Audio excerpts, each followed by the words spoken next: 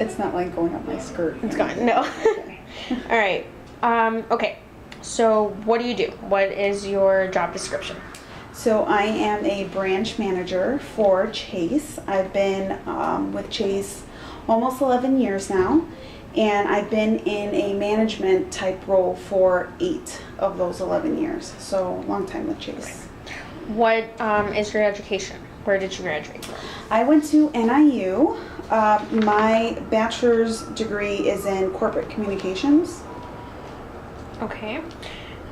What is your everyday work like? What does it consist of? So, what I do on a day-to-day basis really depends on how the staffing level is in the branch, but basically my job really is to oversee the day-to-day operations of the branch, which includes the operational side of things, so the teller line and making sure that we are operationally sound business.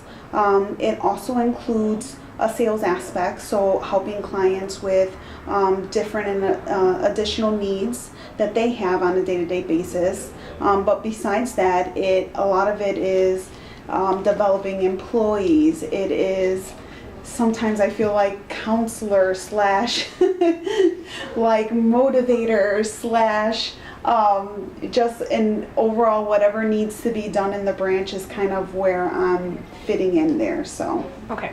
What would you say are your strengths and what would you say are your weaknesses here at your day-to-day job? Yeah, so I definitely think that people enjoy working under me. I have the ability to have infinite energy, so that it's kind of hard to be down when your boss or the leader of the branch is so up, right? I definitely think that I genuinely care about an individual's future and what they want to do and their goals and aspirations. And so I really try my best to help get them there. As far as a weakness, I definitely think that I am not an organized person. So it tends to be a weakness here at my job when it comes to helping my people be organized, and really down to being disciplined enough to have a process in place. So what I attribute to being disorganized kind of filters into just having a disciplined process around certain things. Okay. Now I'm just going to ask a series of specific questions, and I'm going to start them off by numbering them. So question number 1. What is the type of conflict that may arise between your employees professionally, and as management, what is your role in it? Here at the branch here, we do have a lot of conflict when it comes to customers, really. So a customer that one employee thinks is their customer and another employee thinks is their customer, and maybe there was some type of sales or monetary value that was associated with that customer, and so a lot of times there's conflict between who gets what money. And tell me the follow-up question. The follow-up question was, what is your role as management? What is your role in it? What do you decide? Are you mediator? So yes, mediator. Sometimes it's really just making the tough decision. I think that a lot of my everyday is making hard decisions that people don't want to make. And hopefully everybody understands that the decision that has been made, I try to make as fair as possible. But kind of. So question number 2, which kind of ties into it. How do you deal with competition overall at your branch between your employees? So it is a sales environment. So competition is really, we like for there to be competition. I think it's a healthy way for people to be motivated around what type of, you go to your job and there are some people that are just self-motivated and want to do their job, but some people are motivated by other factors, and so a competition is just another layer of how to motivate certain employees. So we definitely encourage it. Okay. Question number 3. How do you manage a bad apple? An employee who refuses to work as a team and continues to only concern themselves with their situation and who's who kind of isolates themselves, even? So I think that's probably my toughest job every day. It really just comes down to what motivates them and trying to find whatever it is that motivates them and help them get to that next direction.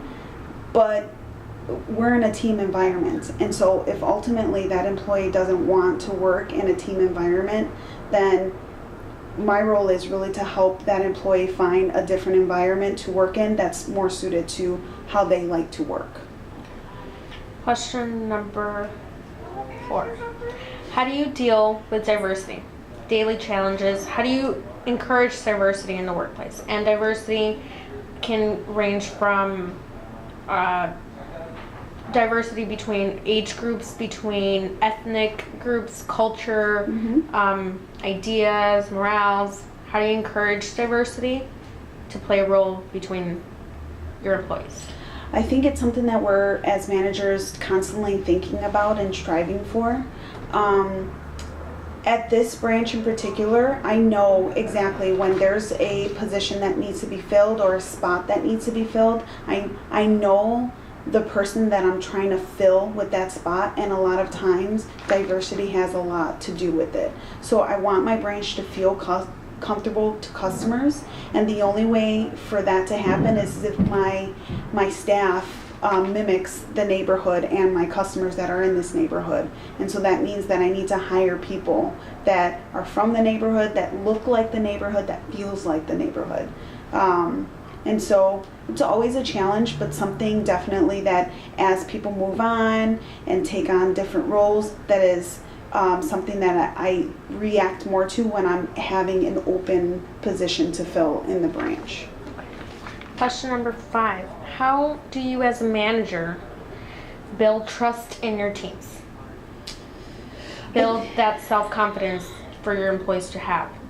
And so trust in me or trust within each other? Within each other, as well as within each other, with you. How do you build that trust for them to believe in you? And how do you build that trust for them to believe in each other and rely on each other?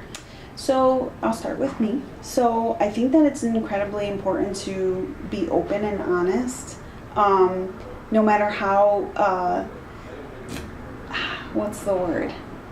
It's scary and hard to be open and honest with employees, right? To let them into your personal life, but that really is the only way that they're going to allow you to open up or open up themselves to you. And once that there is that open communication and you're getting to know the employee on a real basis, that's the only way you can have some trust, right?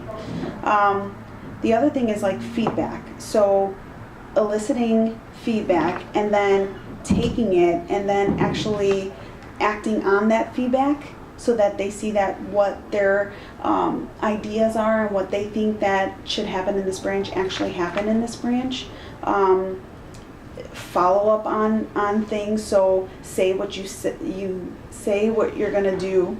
Do what you're gonna say. Yes. Or do what you're gonna say. Do what you say you're gonna do. There we go. and then let them know that you're doing it, right? And that their opinions are valuable.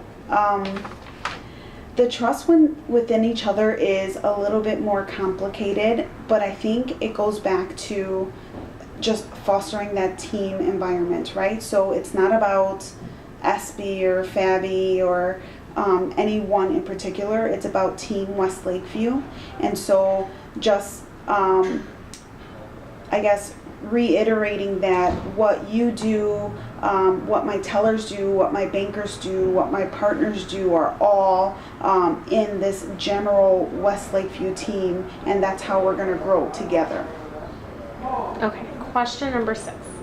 Could you give us an specific example of how you've empowered your staff to make an independent decision? What did you do and what was the outcome?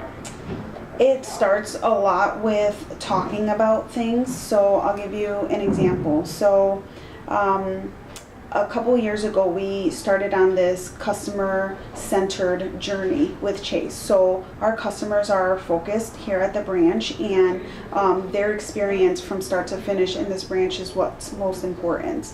And so how that's important to empowering employees is I give my tellers the ability to waive cashier's checks fees and waive counter check fees and do what they think is important and use common sense with customers if it makes sense. So there's a line in and the customer had to wait a couple minutes and needs a cashier's check. My tellers very much know that if that customer had a bad experience or was waiting in line, they can waive that cashier's check fee and let the customer know that you're doing it, right? So that creates a better environment for that customer and a better experience for that customer. And I think that empowering your employees ultimately just shows them that you trust their decision making, that they're knowledgeable enough and important enough to make those types of decisions, and ultimately our customers are getting great service. So that's what's important.